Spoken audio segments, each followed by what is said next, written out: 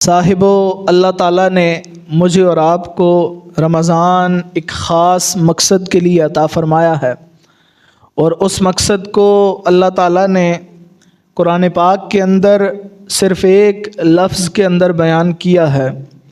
جہاں روزے کی فرضیت کا اللہ نے حکم دیا، وہیں ساتھ اللہ نے فرما دیا کہ لعلکم تتقون، روزے میں تم پر اس لیے فرض کر رہا ہوں اور تم سے پہلی امتوں پر بھی اسی لیے فرض تھے تاکہ تم تقوی اختیار کرو، تاکہ تم کیا کرو؟ تقوی اختیار کرو۔ اب یہ جو 30 دنوں کی تھکا دینے والی مشق ہے، روزہ ہے، پھر قیام اللیل ہے تراویح کی صورت میں، پھر آخری جو عشرہ ہے اس کے اندر جو طاق راتیں ہیں ان میں لیلۃ القدر کی تلاش ہے، یہ ساری جو 30 دنوں کی تھکا دینے والی عبادت ہے، اس عبادت کا جو مقصد ہے وہ تقوی ہے۔ اور تقوی کیا ہے؟ تقوی کہتے ہیں پرہیز مزاجی کو، تقوی کہتے ہیں رکنے کو، بچنے کو۔ جس طرح ہم روزے کے اندر اللہ رب العزت کے کہنے پر حلال چیزوں سے رکتے ہیں، کھانے سے، پینے سے اور جماع سے، اسی طرح جن چیزوں کو اللہ نے ہمارے لیے حرام کیا ہے ہم ان سے بھی رک جائیں۔ یعنی جب ہم گناہ کرنے لگیں تو ہمارے دل میں یہ خیال پیدا ہو جائے کہ مجھے میرا رب دیکھ رہا ہے، مجھے کیا ہے؟ میرا رب دیکھ رہا ہے، اور بندہ اسی لیے گناہ چھوڑ دے۔ اور یاد رکھیں یہ اتنا بڑا عمل ہے، گناہ کو چھوڑنا یہ بھی نیکی ہے۔ اللہ کے رسول صلی اللہ علیہ وآلہ وسلم نے فرمایا، آپ حدیث پاک سنیں، اللہ کے رسول نے فرمایا کہ جب بندہ نیکی کا ارادہ کرتا ہے تو اللہ اس ارادے پر ہی بندے کو اجر عطا فرما دیتا ہے، بھلے بندہ نیکی کرے بھی نہ۔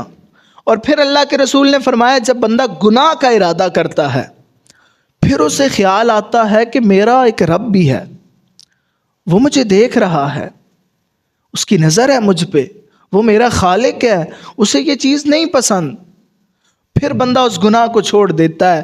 اللہ کے رسول نے فرمایا پہلے بندہ گناہ کا ارادہ کرتا ہے پھر اسے چھوڑ دیتا ہے کہ میرا رب مجھے دیکھ رہا ہے، میرے رب کو یہ بات ناپسند ہے، فرمایا اللہ اس گناہ چھوڑنے پر بھی بندے کو اجر عطا فرماتا ہے۔ تو اب یہ کتنا بڑا عمل ہے کہ بندہ اللہ کے لیے گناہ کو چھوڑ دے، اور یہی تقوی ہے۔ یاد رکھیں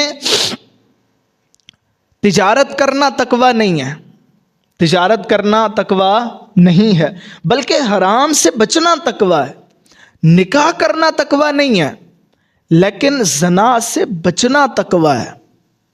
اسی طرح دیگر آپ جتنی چیزیں دیکھ لیں ان میں بھی ایسا ہی ہے کہ نیکی کرنا یہ بھی تقوی کے زمرے میں آتا ہے۔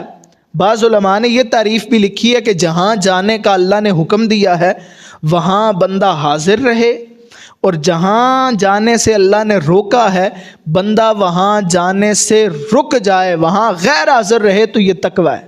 بعض علماء نے یہ تعریف بھی کی ہے۔ یہ تقوی ان ساری چیزوں کو محیط ہوتا ہے، لیکن یہاں جس تقوی کی بات ہو رہی ہے وہ کسی چیز کسی کام کے کرنے کا نام نہیں ہے، وہ رکنے کا نام ہے۔ تجارت کرنا تقوی نہیں ہے، حرام سے بچنا تقوی ہے۔ نکاح کرنا تقوی نہیں ہے، زنا سے بچنا تقوی ہے۔ تو اسی طرح آپ ساری چیزوں پہ اسے اپلائی کر سکتے ہیں۔ اور تقوی قرآن پاک کے اندر یہ جو لفظ ہے نا تقوی کا، یہ کچھ 60 مرتبہ آیا ہے، اور اسی طرح قرآن پاک کے اندر جو دیگر جو ہے وہ تقوی والوں کا ذکر یا تقوی کا جو ذکر مختلف عنوانوں سے آیا ہے وہ تقریباً 190 مرتبہ آیا ہے۔ یہ اتنا ضروری کام ہے تقوی کہ آپ دین کی جتنی باتیں ہیں، عبادت دیکھ لیں، معاملات دیکھ لیں، اخلاقیات دیکھ لیں، سب میں اللہ قرآن میں یہ کہتا ہے کہ میں نے عبادات اس لیے فرض کی، میں نے تم پر جو ہے وہ روزہ اس لیے فرض کیا، تمہاری اخلاقیات میں، تمہاری معاملات میں سب سے بہترین چیز جو ہے وہ تقوی ہے۔ سب سے بہترین چیز کیا ہے؟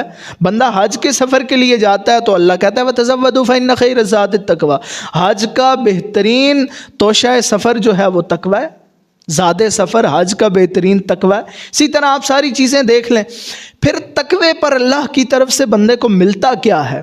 تو قرآن میں اللہ نے مختلف چیزیں بیان فرمائی ہیں کہ تقوی پر یہ ملتا ہے، یہ ملتا ہے، یہ ملتا ہے۔ ایک بات جو میں کرنے لگا ہوں، اللہ کہتے ہیں ان اللہ یحب المتقین، بے شک اللہ متقین سے محبت کرتا ہے۔ جو اللہ کے لیے گناہوں کو چھوڑتے ہیں پھر اللہ ان سے کیا کرتا ہے؟ محبت کرتا ہے۔ یہ اللہ کی کمال شفقت ہے کہ اللہ ان سے محبت کرتا ہے۔ اور اس پر میں بڑی مزے کی بات آپ کو بتاتا ہوں۔ دیکھیں اللہ کی رحمت کتنی وسیع ہے، اور ہمارا خالق کتنا مہربان ہے، کتنا رحیم ہے، کتنا غفور ہے، اور بندوں پر اس کی رحمتیں بے شمار ہیں۔ وَإِن تَعُدُّوا نِعْمَتَ اللَّهِ لَا تُحْصُوهَا، ہم گن بھی نہیں سکتے۔ اب ہمارے اسلاف نے یہ بات لکھی ہے کہ دیکھیں بندہ پہلے گناہ کرتا ہے، گناہ کے بعد اللہ بندے کے گناہ پہ پردہ پوشی ڈال دیتا ہے۔ اب گناہ بندے نے کیا، برا فعل کیا، اللہ کو نہیں پسند، لیکن اللہ نے اس پر کیا کیا؟ پردہ پوشی ڈال دی، اسے چھپا دیا لوگوں سے۔ اچھا، پھر ہر رات اللہ اعلان کرتا ہے۔ اعلان کیا ہوتا ہے کہ کوئی ہے مجھ سے گناہوں کی معافی مانگنے والا، آ جائے میں اسے معاف کر دوں گا۔ اللہ سارے بندوں کے لیے اعلان کرتا ہے نا، بطور خاص گناہ گاروں کے لیے اعلان ہوتا ہے، آ جاؤ، کوئی ہے رزق مانگنے والا میں اسے رزق عطا کروں، کوئی ہے مجھ سے دعا مانگنے والا میں اس کی دعا قبول کروں۔ تو علماء لکھتے ہیں بندے نے گناہ کیا، گناہ کے بعد اللہ نے اس گناہ کو چھپا دیا، اس پہ پردہ ڈال دیا، پھر ہر رات اعلان بھی خود کر رہا ہے کہ آؤ مجھ سے معافی مانگو۔ اب جب بندہ معافی مانگ لیتا ہے تو علماء کہتے ہیں کہ اب اللہ کی آپ کمال شفقت اور رحمت دیکھیں، بندے کے معافی مانگنے کے بعد اللہ بندے سے محبت کرنے لگ جاتا ہے۔ صرف معاف نہیں کرتا، معاف بھی کرتا ہے، اور اللہ بندے سے محبت بھی کرنے لگ جاتا ہے۔ اور صرف محبت ہی نہیں کرتا، بلکہ وہ جس گناہ پر بندے نے اللہ سے معافی مانگی ہے، اللہ اس گناہ کو پکڑ کے نیکی میں تبدیل فرما دیتا ہے۔ اللہ اس گناہ کو پکڑ کے نیکی میں تبدیل، تو یہ اللہ کی کمال شفقت ہے، کمال رحمت ہے۔ تو ہمارے لیے حکم یہ ہے کہ ہم کیا کریں؟ تقوی اختیار کریں۔ تقوی سے انسان کے رزق میں بھی برکت ہوتی ہے۔ وَلَوْ أَنَّ أَهْلَ الْقُرَىٰ آمَنُوا وَاتَّقَوْا لَفَتَحْنَا عَلَيْهِمْ بَرَكَاتٍ مِّنَ السَّمَاءِ، اگر بستیوں والے تقوی اختیار کرتے تو اللہ آسمان سے ان کے لیے برکتیں نازل فرماتا۔ اب برکت کیا ہے؟ برکت یہ ہے، برکت زیادہ پیسوں کا نام نہیں ہے کہ آپ کے پاس مال و دولت زیادہ ہے تو یہ برکت ہے۔ برکت زیادہ مال و دولت کا نام نہیں ہے۔ برکت کیا ہے؟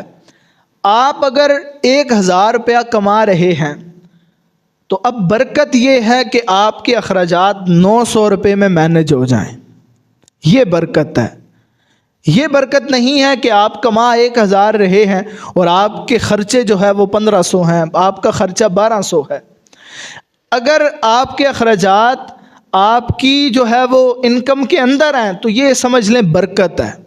یہ کیا ہے؟ برکت۔ اور یہ برکت ان کو ملتی ہے جو تقوی اختیار کرتے ہیں، جو اللہ کے لیے گناہوں کو چھوڑ دیتے ہیں، جو حرام سے بچتے ہیں، جو کیا کرتے ہیں؟ حرام سے۔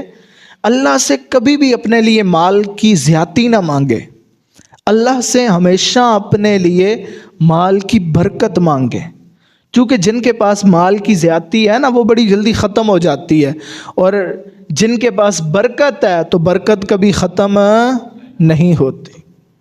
تو انسان کے رزق میں بے برکتی کا سبب بنتا ہے کیا؟ کہ انسان کے اندر تقوی نہ ہو۔ آپ حضرات سے ایک سوال کرنا چاہتا ہوں میں، آپ مجھے بتائیے کہ بندہ حرام کھاتا ہے کہ یا حرام بندے کو کھاتا ہے؟ بندہ حرام کھاتا ہے یا حرام بندے کو کھاتا ہے؟ تو کیا ہوتا ہے؟ حرام بندے کو کھاتا ہے۔ کیسے کھاتا ہے؟ حرام بندے کے سکون کو کھا جاتا ہے، حرام بندے کے اطمینان کو کھا جاتا ہے، حرام بندے کی صحت کو کھا جاتا ہے، حرام بندے کی اولاد کو کھا جاتا ہے، نافرمان کر دیتا ہے، حرام بندے کے گھر میں جھگڑے لاتا ہے۔ آپ اگر دودھ میں پانی ملا رہے ہیں تو یہ حرام ہے، آپ سمجھ رہے ہیں میں 200 روپے والا دودھ 250 اور 300 میں بیچ رہا ہوں پانی ڈال کے اور مجھے بڑا منافع ہو رہا ہے، تو ایسی بات نہیں ہے۔ آپ اپنے لیے بڑا ہی گھاٹا کما رہے ہیں، آپ اپنے لیے بڑے ہی گھاٹے کا سودا کیے ہوئے ہیں، آپ اپنے لیے کوئی نفع نہیں کما رہے۔ چونکہ آپ کے مال سے جب برکت ختم ہو جائے گی اس حرام کی وجہ سے، تو جہاں آپ کا 10,000 لگنا ہوگا وہاں آپ کا 20,000 لگے گا۔